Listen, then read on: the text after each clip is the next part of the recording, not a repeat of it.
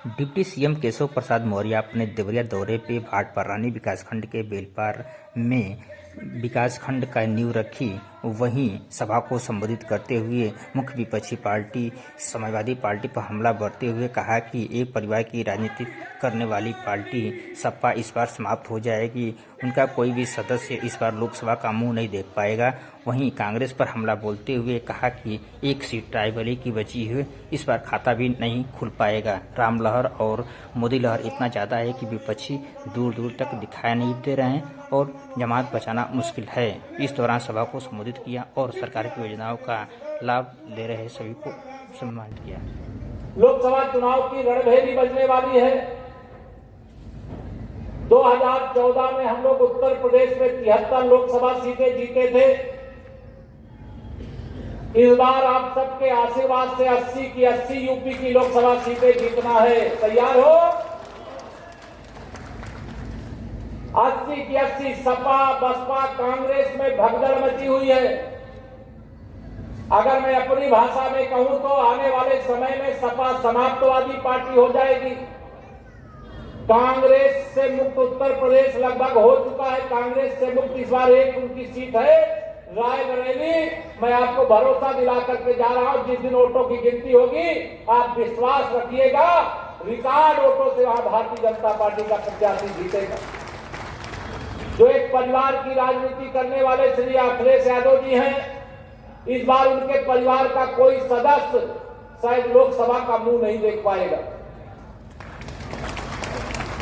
मैं यह बात कोई अहंकार में नहीं कह रहा हूं।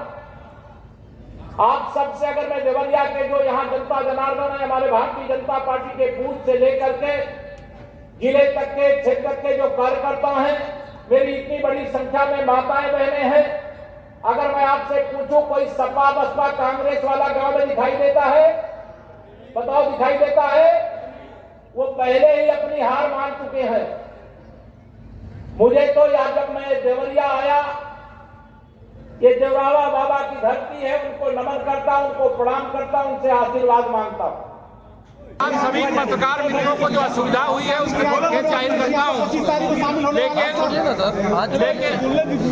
लेकिन हम लोग देवरिया जनपद के अंतर्गत आने वाली तीनों सीटों के साथ सभी 80 लोकसभा सीटें जीत रहे हैं।